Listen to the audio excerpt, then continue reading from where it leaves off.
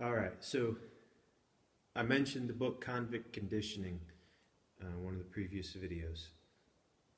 I highly recommend the book. It's extremely informative, very well written, and like I said, I avoided it for a long time just because of the name. I thought it was going to be something hokey, but it is one of the best books I ever invested in. I will warn you, through the course of the guy's story, he was a convict, and he's not vulgar or anything, but he does swear a few times in the book, and he does talk about some things that go on in prison. So if you're going to buy it for your young son or daughter or something, read through it first. But his attention to explaining things and how medically accurate that book is and informative and easy to understand is incredible. And I've been following what he says in that book religiously for about a year now, and what he says in the book will happen and what you're able to do is right on point with what I'm experiencing. So I wanted to show you two things in this video. One is called the Trifecta, which is from Convict Conditioning. I think it might be from Convict Conditioning 2. But I do this every workout, either before the workout or after the workout, depending on what I'm trying to accomplish. The second thing is from Dr. Starrett, and I do this every day. I try to work this in.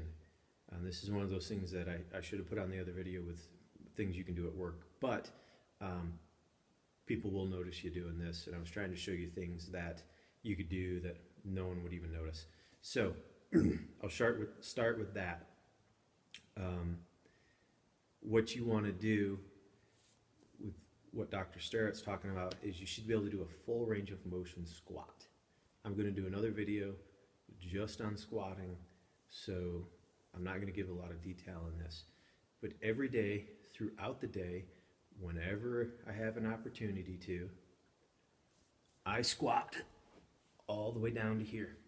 My feet are forward, they're 2/5 widths apart. My weight is evenly distributed, and I try to raise my arms up.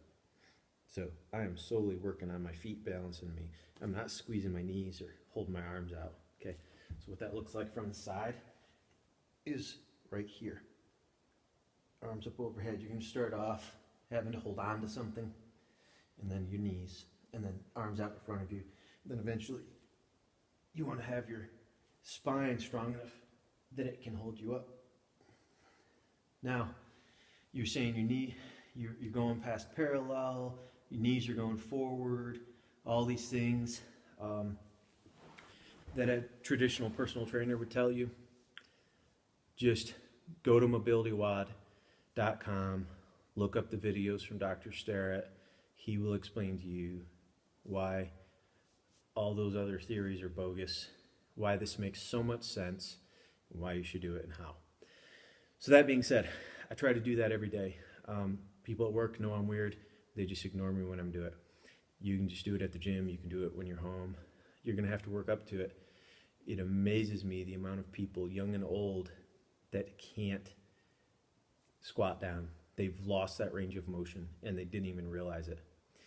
So I do that every day to challenge myself, make sure I still have that range of motion, and get better and better at balancing there, more and more comfortable. Then I do the Trifecta.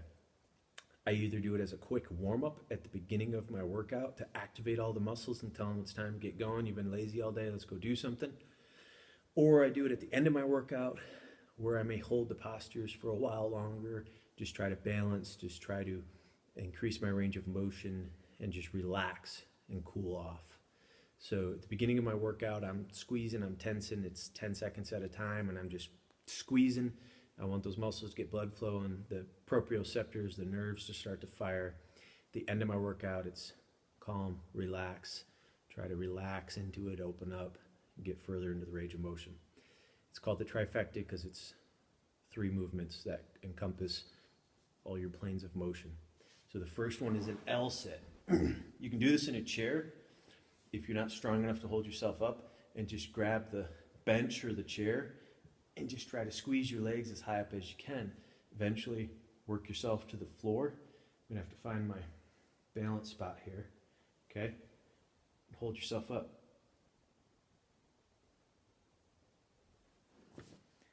10 seconds. You're increasing the strength on this whole area and you're challenging this range of motion. You're increasing it. And when you challenge your range of motion and add tension at the same time, you get much better results than just trying to challenge the range of motion. So from there, you go into a bridge of various difficulty levels. I already showed you a few on the other videos that you work your way up to. And this one in convict conditioning, he teaches you how to work your way up to this. But I go from the L-sit to a bridge, a full bridge, and I'm squeezing everything in my backside like I'm going to have somebody stand on me. And I come down, and I go back into the pretzel that I showed you on the other video. Touch my fingers together, squeeze.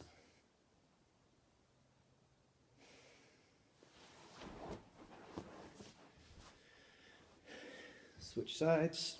This side's a little bit tighter for me. Gotta wiggle my hand in there.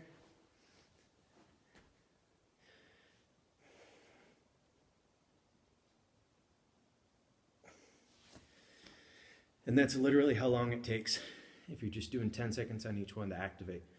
And then I might start getting my area ready in the gym or doing whatever, setting my music up, and then I maybe go back through and do another round or two, and I'm ready to hit my workouts.